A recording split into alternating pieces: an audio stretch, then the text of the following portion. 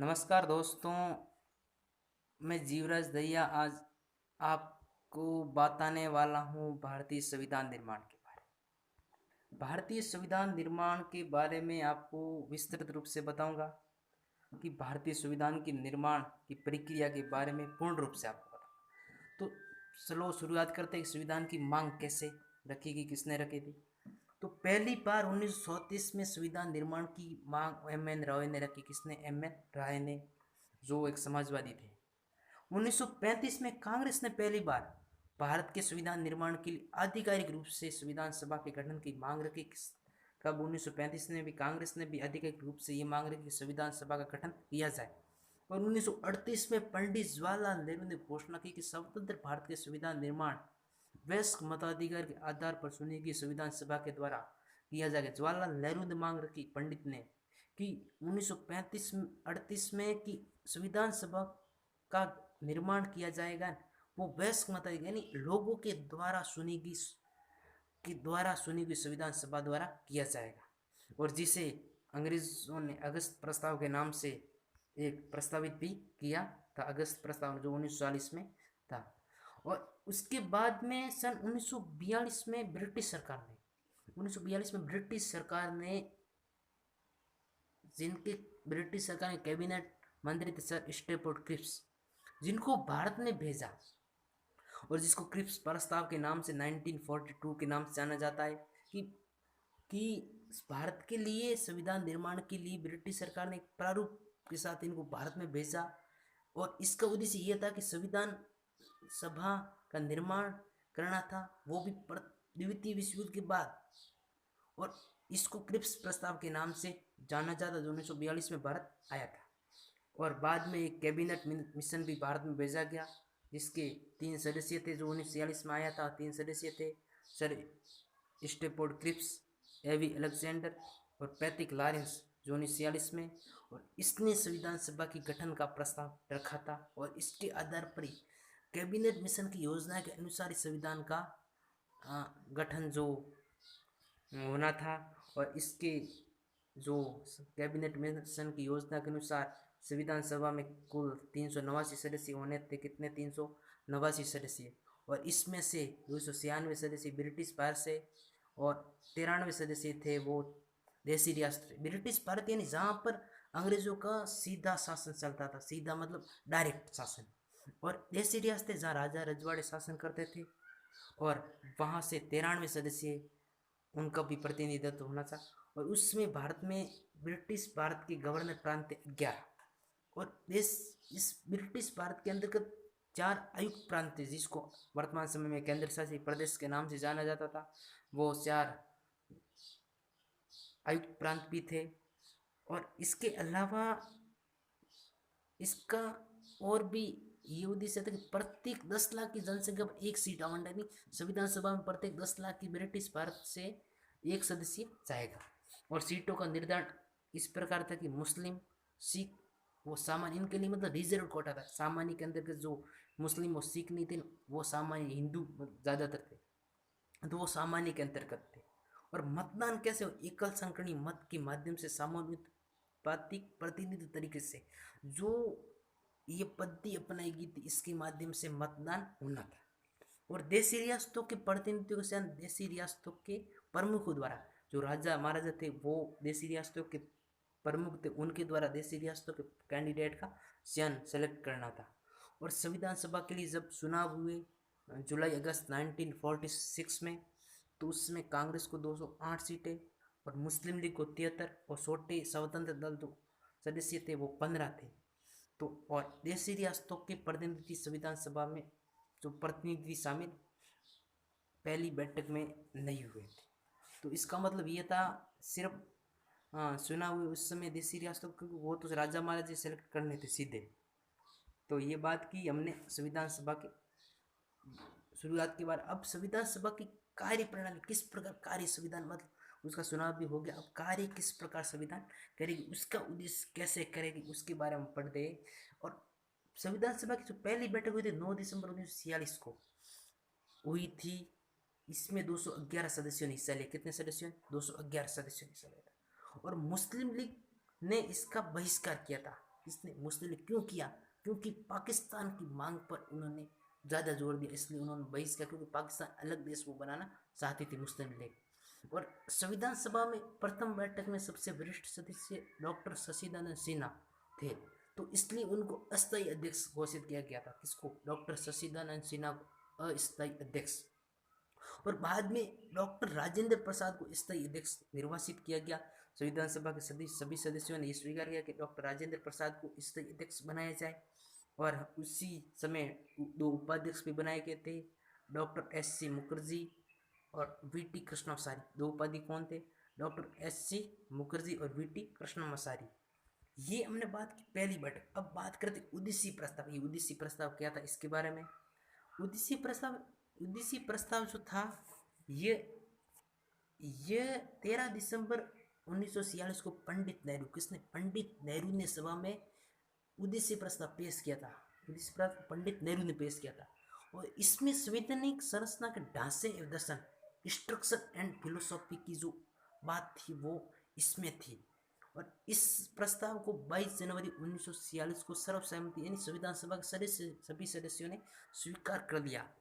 तो इसका परिवर्तित रूप सा वो संविधान की प्रस्तावना, जो वर्तमान समय में जो संविधान की प्रस्तावना है वो उद्देश्य प्रस्ताव का ही संयुक्त रूप है। वो क्या है? वो प्रस्तावना प्रीम्बल जो वर्तमान में है, वो जो पंडित नेहरू के द्वारा पेश किया गया उद्देश्य प्रस्ताव था। अब हम बात करते हैं स्वतंत्रता अधिनियम द्वारा परिवर्तन, जो माउंटबेटन योजना के द्वारा क्या परिवर्तन है उसके बारे में बात करते हैं। 3 जून 1947 को भारत के बंटवारे यानी भारत और पाकिस्तान का बंटवारे की योजना जो उसमें भारत के वायसराय या गवर्नर जनरल थे माउंटबेटन ने स्वीकार कर ली। और उसके बाद में देशी रियासतों के ज़्यादातर प्रतिनिधि सभा में अपना सीटें भी कर, देशी रियासतों के जो प्रतिनिधि उन्होंने भी अपना ये स्वीकार कर लिया कि अब उनको भारत में मिलना है या पाकिस्तान, उनके बारे में भी स्वीकार कर लिया। और उसके बाद में जो संविधान सभा थी वो पूर्व प्रमुख संप्रभु यानी पूरी तरह से ताकतवर बन गई, क्योंकि पहले मुस्लिम लीग को उनको मनाने के लिए प्रयत्न, अब मुस्लिम लीग भी अपना अलग पाकिस्तान के लिए संविधान बनाने के लिए प्रयास करेगी। और उन्होंने संविधान सभा एक विधेयक भी बन गई। विधेयक यानी संसद का रूप विधान। क्यों? अब भारत के लिए संविधान भी बनाना था और उसके अलावा आम कानून भी बनाने थे, इसलिए दोनों काम साथ में करने थे, इसलिए विधेयिका भी बन गई और संविधान सभा भी बन गई। और जिस समय संविधान सभा की बैठक होती उस समय उसकी अध्यक्षता डॉक्टर राजेंद्र प्रसाद करते थे, और जब विधेयिका संसद की बैठक होती थी तो जीवी मालवंकर उसकी अध्यक्षता करते थे। यानी विधेयिका और संविधान सभा दोनों एक ही रूप में कार्य। जो संविधान सभा है वो भारत की पहली संसद के रूप से भी जानी जाती है। किसको? विधायिका को ये संविधान सभा थी। और माउंटबेटन योजना के अनुसार तय की सदस्य संख्या कितनी? 389 जो पहले तय हुई थी उसकी बजाय अब 299, क्योंकि पाकिस्तान के अधिकतर सदस्य पाकिस्तान में चले गए और अनेक देशी रियासतों ने अभी तक स्वीकार नहीं किया था कि उनको किस में मिलना है, भारत में मिलना है, पाकिस्तान में मिलना है, ये बात की। अब हम संविधान सभा के अन्य क्या कार्य संविधान सभा की उसके बारे में बात करते हैं। तो संविधान सभा ने इसके अलावा मई 1947 को राष्ट्रमंडल की सदस्यता स्वीकार की और 22 जुलाई 1947 को राष्ट्रीय ध्वज को अपना जो तिरंगा, भारत का राष्ट्रीय ध्वज तिरंगा, उनको उसको कब अपनाया गया? 22 जुलाई 1947 को। और 24 जनवरी 1950 को भारत में 3 बातें हुई। एक तो राष्ट्रीय गान जन गण मन को अपनाया गया और राष्ट्रीय गीत वंदे मातरम को अपनाया गया और डॉक्टर राजेंद्र प्रसाद को भारत का पहला राष्ट्रपति। मतलब 24 जनवरी 1950 को भारत में 3 बातें जो बहुत महत्वपूर्ण, राष्ट्रीय गान, राष्ट्रीय गीत और राष्ट्रीय पत्रिका सुना गया था, भारत का प्रथम। और संविधान निर्माण में जो समय लगा वो 2 वर्ष 11 माह और 18 दिन। कितना? 2 वर्ष 11 माह और 18 दिन। और इसकी कुल कितनी बैठक हुई थी? 11 बैठकें। कितनी? 11 बैठकें हुई। और संविधान निर्माण में जो खर्च आया लगभग कहा जाता है 66 लाख। कितना? 66 लाख खर्च आया। कितना? 66 लाख। और इसके बाद में संविधान सभा की जो अंतिम बैठक हुई है वो हुई है 24 जनवरी 1950 कब 24 जनवरी 1950 को संविधान सभा की अंतिम बैठक हुई है। ये बात की संविधान सभा अन्य। अब संविधान सभा की समितियां जो कमेटी थी उनके बारे में हम बात करते हैं। संविधान सभा के लिए 8 बड़ी समितियां कितनी थी? 8 बड़ी समितियां थी। कितनी? 8 बड़ी समितियां थी। 8 बड़ी समितियां थी। और उसके अंतर्गत महत्वपूर्ण जो 4 समितियां उनके बारे में हम बात करेंगे। एक थी संघ शक्ति समिति जिसके अध्यक्ष पंडित जवाहरलाल नेहरू, और संघीय संविधान समिति जिसके अध्यक्ष पंडित जवाहरलाल नेहरू ये सेम थे, और प्रांतीय संविधान जिसके अध्यक्ष सरदार वल्लभ भाई पटेल ये थे, और प्रारूप समिति जो संविधान की बहुत महत्वपूर्ण समिति थी इसके अध्यक्ष डॉक्टर भीमराव अंबेडकर थे। ये महत्वपूर्ण 4 समितियां थी। अब हम बात करते प्रारूप समिति के बारे में। प्रारूप समिति के बारे में बात करते हैं। प्रारूप समिति जिसको ड्राफ्टिंग कमेटी भी कहा जाता है, मसौदा समिति भी कहा जाता है, और पांडुलेखन समिति भी इसको कहा जाता है। इसका गठन 29 अगस्त 1947 को हुआ। कब हुआ? 29 अगस्त 1947 को हुआ था। और ये समिति इसका मेन उद्देश्य था वो जो प्रारूप जो तैयार किया जाता था उसके ऊपर उसका सर्वे करके आगे मतलब सौंपना। और इसमें कितने सदस्य थे? 7 सदस्य। कितने? 7 सदस्य थे। 7 सदस्य इसके अंतर्गत 7 सदस्य थे। किसमें? प्रारूप समिति में, ड्राफ्टिंग कमेटी में। उन 7 सदस्यों के क्या नाम थे उनके बारे में हम अभी पढ़ते हैं। डॉक्टर भीमराव अंबेडकर जो प्रेसिडेंट इसके अध्यक्ष थे। इसके अलावा एन गोपाल स्वामी अयंगर, अल्लादी कृष्णम स्वामी अय्यर, डॉक्टर के एम मुंशी, और सैयद मोहम्मद सादुल्ला, एन माधवराव, और टी कृष्णमचारी। और ये 7 बहुत महत्वपूर्ण सदस्य थे। इन्होंने इस प्रारूप समिति में बहुत महत्वपूर्ण योगदान दिया। और जो डॉक्टर के एम मुंशी थे, के एम मुंशी जो इस कमेटी के अंदर एकमात्र कांग्रेसी सदस्य थे। कांग्रेसी एकमात्र थे इसमें समिति में। वो कांग्रेस सदस्य कौन थे? के एम मुंशी एकमात्र कांग्रेस सदस्य थे। किसमें? इस प्रारूप समिति में। अब हम संविधान किस तरह से पास हुआ उसके बारे में बात करते हैं। जो संविधान अंतिम रूप में जब पास हुआ वो हुआ है doctor Ambedkar the constitution as settled by the assembly be passed. ये प्रस्ताव एक कॉन्स्टिट्यूशन बना दिया गया है, सेटल्ड हो गया है। अब इसको पास करना प्रस्ताव पेश किया डॉक्टर अंबेडकर ने, और इसी प्रस्ताव पर 26 नवंबर 1949 को पारित भी घोषित किया गया। और इस पर अध्यक्ष व अधिकांश सदस्यों ने भी हस्ताक्षर कर दी। कब? 26 नवंबर 1949 को संविधान पारित मतलब पूरी तरीके से घोषित हो गया था। अब उसके बाद में सभा में 299 सदस्यों में से उस दिन 284 सदस्य, कितने? 284 सदस्य ने हस्ताक्षर किए। कितने? 284। 299 में से बाकी सदस्यों मतलब उसमें भाग नहीं लिया, या उनका संविधान को मानने से उन्होंने इनकार कर दिया, इसलिए वो उन्होंने हस्ताक्षर नहीं किए। और 26 नवंबर 1949 को अपनाए गए संविधान में एक प्रस्तावना प्रीम्बल थी। 395 अनुच्छेद और 8 अनुसूचियां एड शेड्यूल थी। और प्रस्तावना को पूरे संविधान को लागू करने के बाद, प्रीम्बल है वो संविधान को लागू करने के बाद में लागू किया गया। और डॉक्टर अंबेडकर के बारे में हम अभी देखते हैं। डॉक्टर अंबेडकर के बारे में कहा जाता है कि इनका महत्वपूर्ण संविधान में योगदान रहा। इसके बारे में हम देखते हैं कि डॉक्टर अंबेडकर ने क्या क्या किया और क्यों इनका महत्व है। तो डॉक्टर अंबेडकर विधि मंत्री, कानून मंत्री थे।